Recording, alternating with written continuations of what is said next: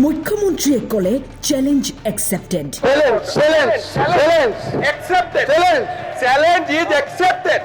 লগে লগে কিয় নিমাত হ'ল অখিল গগৈ? চেণ্ডেল পিন্ধা আন্দোলনকাৰী মানুহ এজনে যেতিয়া চানমাৰীত মাটি কিনে সেই প্ৰশ্নৰ উত্তৰ কোনে দিব? কওক। এনে কি তথ্য দিলে মুখ্যমন্ত্ৰীয়ে অখিল গগৈৰ মাত বন্ধ? এই দিনাখন ইণ্টাৰভিউত মই আপোনাক আগত কওঁ, আপোনাৰ পৰিবাৰতকৈ চোকা ছোৱালীক পিছ পেলাই থৈ চাকৰি দিয়া হৈছিল, পেপাৰত ওলাইছিল, ৰেকৰ্ড আছে। মই আজি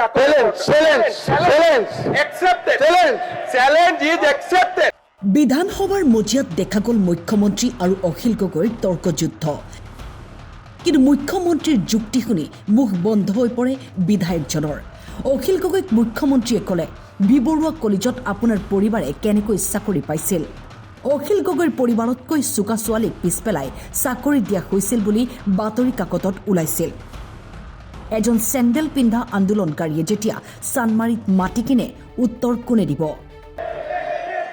আন্দোলনকাৰী চেণ্ডেল পিন্ধা আন্দোলনকাৰী মানুহ এজনে যেতিয়া চানমাৰীত মাটি কিনে সেই প্ৰশ্নৰ উত্তৰ কোনে দিব? কওক। মুখ্যমন্ত্ৰী ডক্টৰ হিমন্ত বিশ্ব শৰ্মাই প্ৰশ্ন কৰাত ঠাণ্ডা হৈ পৰিল বিধায়কজন।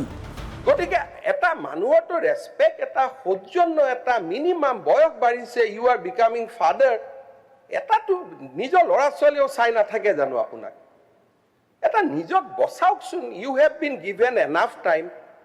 এনেকুৱা নকৰিব। অসমৰ মৰ্যাদা এটা আছে। ল'ৰা ছোৱালী, আপোনাৰ পৰিবাৰ ঘৰত গৈ আপোনাকে কয় নহয় যে এইবোৰ কিয় কৰা বুলি। নকৰিব ভাই, মই আপোনাক ৰিকুৱেষ্ট কৰিছোঁ, you take half an hour time extra. যি মনত আছে মোৰ পৰা আপোনাৰ লগত মোৰ কোনো যুঁজ নাই, কোনো স্বাৰ্থ নাই। ইউ টেক 1 hour ফ্ৰম মি। আমি শুনি থাকিম আপুনি যি ক'ব খোজে।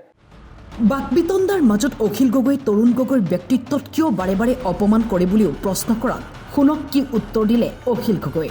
মই এটা কথা বুজি নাপাওঁ, কংগ্ৰেছৰ সদস্যসকলে অখিল গগৈ ভাল কৰিব যায় নে বেয়া কৰিব যায়? মোক শক্তিশালী বুলি কৈ তৰুণ গগৈক দুৰ্বলী কৰি দিয়ে আপোনালোকে। আজি মোৰ মন্ত্ৰীসভাত কোনোবা শক্তিশালী মন্ত্ৰী আছে নেকি? যেতিয়া আপোনালোকে কয় এৱে চলাইছিল, এৱে কৰিছিল, তৰুণ গগৈৰ ব্যক্তিত্বক আপোনালোকে বাৰে বাৰে কিয় অপমান কৰে?